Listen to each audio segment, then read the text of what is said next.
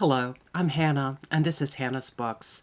Today, I want to answer the book murderer tag, all about the ways we might mistreat our books, or worse. This tag has only a few questions, but I'm afraid I may wind up with a guilty verdict by the end. Question number 1. What are your thoughts on spine breaking? I don't usually break spines on purpose. I grew up in a household with parents who owned and read a lot of books. One early autumn day when I was in fifth grade, maybe, with a new teacher and a little stack of new textbooks, the teacher talked us through the process of breaking in a new book, breaking the spine at regular intervals.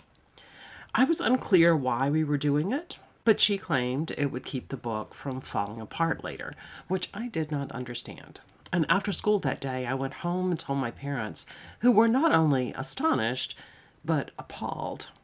Still, neither of them were horrified by the idea of books with broken spines, just the idea of doing it so deliberately for no apparent reason.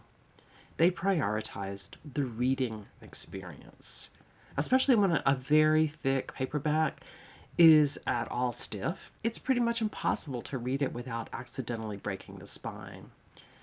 If that happens, that is fine with me. I'm not going to sublimate my reading pleasure in order to keep a book pristine. If a spine cracks, so be it. I will happily pick up used paperbacks in little free libraries with extensive spine cracking. I've even been known to crack a spine on purpose occasionally if I'm having trouble holding a stiff book. The second question, how do you feel about bookmarks and about dog-earing pages?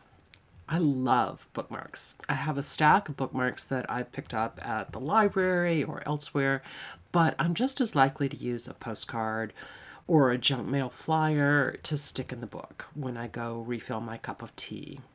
And speaking of tea, I used to buy boxes of cheap black tea in boxes, where columns of tea bags were separated with pieces of white cardstock. And those dividers made perfect bookmarks. I used them in library books to take notes. Often I made little tiny, very light pencil dots in the margins of library books, then jotted down the page number on the bookmark from the box of tea. I would trace down the particular thing I had marked and make a full notation either in my bookish notebook or in a computer file. And when I finished the particular note, I would erase the pencil dot, or at least I usually do. If you find a book with pale dots in the margins, it was probably me. And often, since, as I've already implied, I usually read with a pencil in hand, I often use the pencil itself as my bookmark. I don't do that if I'm going to reshelve a book overnight or something like that, but I do if I'm going to leave a book on my desk or coffee table for just a little while as I go change the laundry or whatever. So yes to the respectful use of bookmarks. But I also dog-ear pages, not to mark the page where I'm leaving off reading, but to mark a place of an important quote or idea I want to refer back to, perhaps for a booktube video I want to make, or in a book review I plan to write, or maybe just for the future. And the questions get worse. Question number 3, do you tear out pages or rip apart your book? Not typically, but I have. I've occasionally picked up well-used mass-market classics that have introductions by interesting scholars, even if I already have my own copies of those books. When I have space, I often just stack them on top. But especially during the pandemic, when my house had 2 additional bookish people living in it and studying in it, I weeded out my shelves to make room on the bookcases.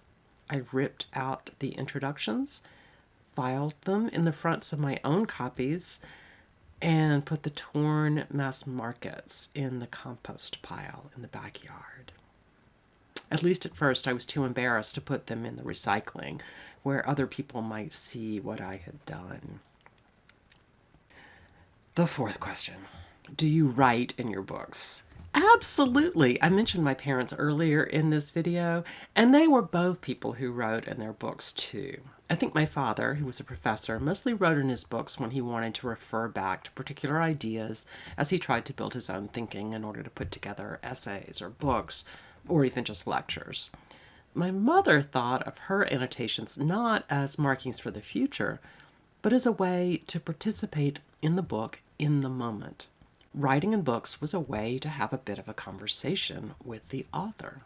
Even when she was reading a library book, she used to joke that she really couldn't concentrate unless she had a pencil in her hand.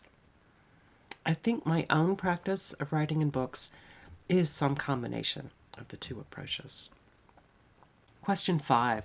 Do you rip off the covers and perhaps even do bookbinding on your books? I never have, but there have been a few of those books on the shelves in my house. One is this lovely leather book, which a young man who was in the very first class I ever taught, a class on Southern literature, had bound for me while he was spending a year in West Africa. I won't go into details right now, but he had taken a paperback edition of Flannery O'Connor's short stories with him on his trip. And after he finished it, he took it to one of the bookbinders he had met where he was staying to have it bound for me. It's one of my very favorite books on my shelves.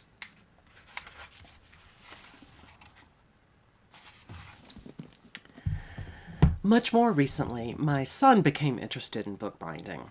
He found an extra paperback copy of one of his favorite books, Cyrano de Bergerac, and bound it himself, following a YouTube video perhaps, I don't remember for sure, to give to a special person in his life. When he was in college, he rebound sections of James Joyce's Ulysses and bound them up with Hamlet, I think. I don't remember exactly what his project was about. I'll have to ask him next time we chat. But I don't think bookbinding has anything to do with murder. Yes, it's taking a book apart, but only to preserve it in a new way. Okay, that will do it for my confessions to crimes against literature. How about you? I'd love to hear what you inflict on your books. If you haven't done this tag yet, consider yourself tagged by me and fess up. Thanks for joining me today here on Hannah's Books. See you soon.